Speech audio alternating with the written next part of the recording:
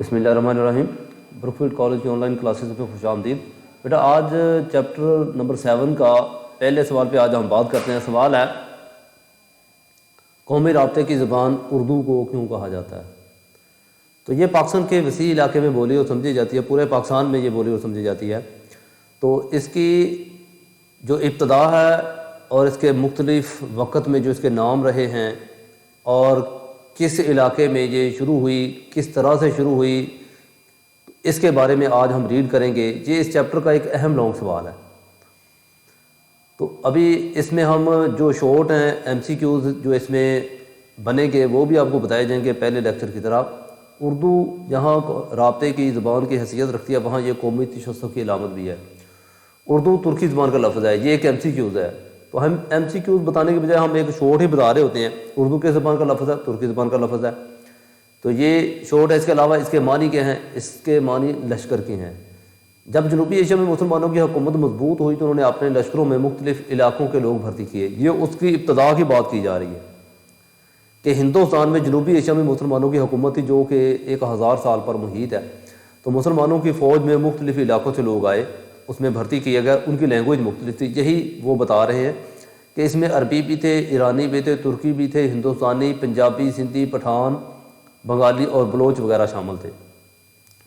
ज़ाहिर है ये लोग मुख्तलिफ ज़बानें ही बोलते थे। इसके मेल जोल से एक नई ज़बान पैदा होने लगी जो कि चूँकि ये ज़बान लश्कर उर्दू से वाबस्ता लोग बोला करते थे, इसलिए इसे उर्दू का नाम दिया गया। उर्दू ने मुख्तलिफ अदवार में, यानी कि मुख्तलिफ दौर की जमा अदवार है, आपने कई नाम तब्दील किए। शुरू में इसे हिंदी, हिंदवी, हिंदी और हिंदुस्तानी कहा जाता था। बाद में ये रिख्ता कहलाई। रिख्ता का मतलब है जिसके दो ज़बानों में बात की जाए, एक मिसरा अरबी में हो, दूसरा फ़ारसी में हो।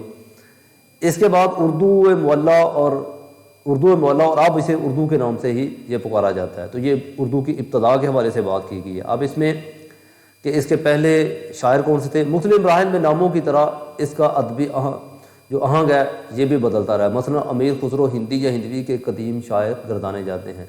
रिश्ता के दौर में मुसहफ़ी वगैरह और उर्दू मुअल्ला के दौर में मिर्ज़ा गालिब और ज़ौक़ मशहूर थे।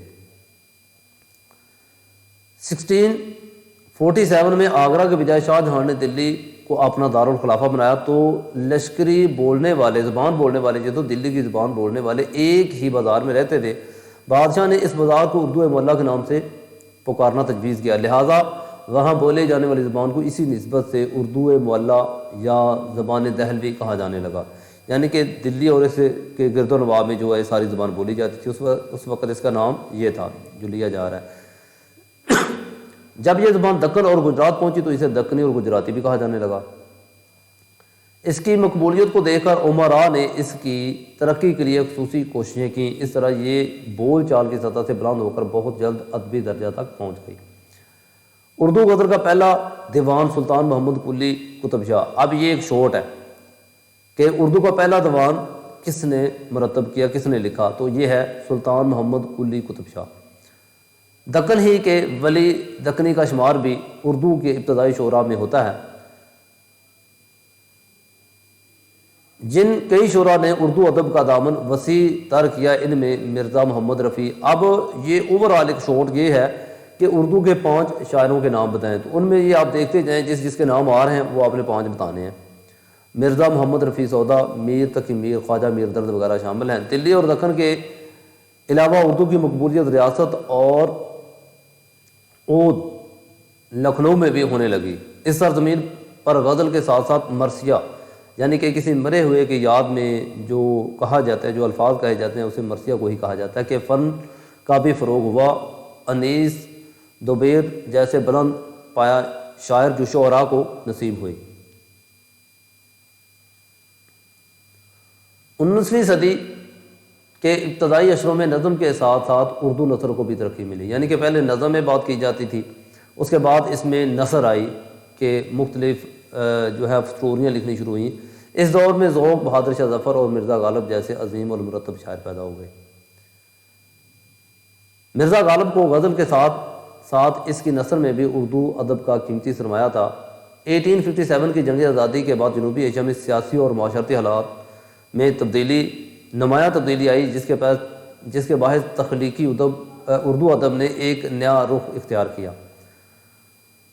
تو یہ اس کے بعد جو ہیڈنگ شروع ہو رہی ہے وہ سر سید احمد خان کے بارے میں ہے کہ سر سید احمد خان نے اس کے زمانے میں اردو نے کیا ترقی کی اور کون کون سی آپ نے اس میں کتب لکھی۔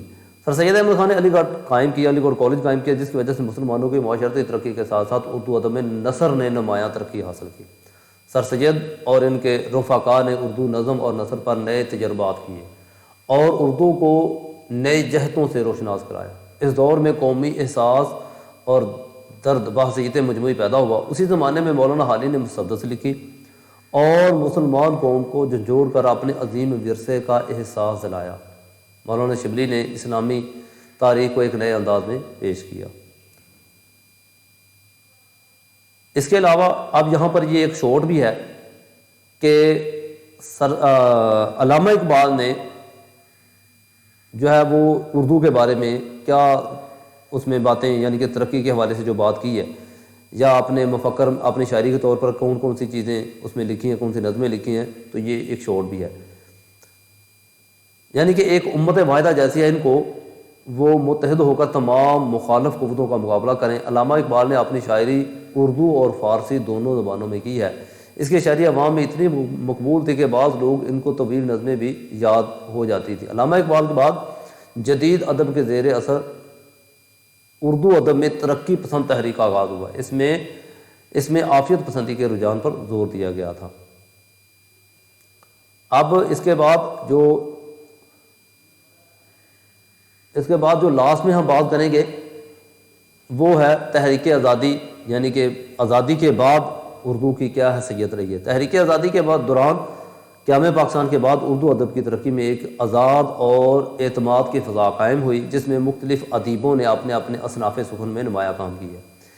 ان میں اردو شاعری، اردو ناول نگاری، ڈرامہ نویسی، افسانہ نویسی اور تحقیق و تنقید شامل ہیں۔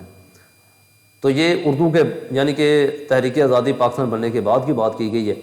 تو یہ سوال کا اگر سرسری سا جائزہ لیں تو اس میں آپ نے اسی طرح اس کو پیراگراف کی شکل میں لکھنا ہے، اور یہ ایک اہم سوال بھی ہے۔ اس میں مسلسل آپ نے تسلسل کا بھی خیال رکھنا ہے، اور جیسا کہ ادھر اوپر لکھا ہوا قومی رابطے کی زبان، کیونکہ یہ پاکستان میں وسیع پیمانے پر بولی اور سمجھی جاتی ہے، تو اس کے مختلف نام، ہاں بلکہ اس میں ایک شور یہ بھی ہو سکتا ہے کہ اس کے مختلف نام بتائیں، جو مختلف دور میں ان کے نام لیے گئے تھے۔ تو جیسے کہ انہوں نے بتایا ہے کہ ہندی ہے، ہندوی ہے، ہندوستانی ہے، اور اب اس کا نام اردو معلیٰ، اور پھر وہ معلیٰ کا لفظ بھی ختم ہو گیا، اب صرف اردو ہی اس کا نام ہے۔ تو یہ ایک اہم سوال ہے۔ آج کا یہ سوال اتنا ہی تھا۔ اگلے لیکچر تک لیے اللہ حافظ۔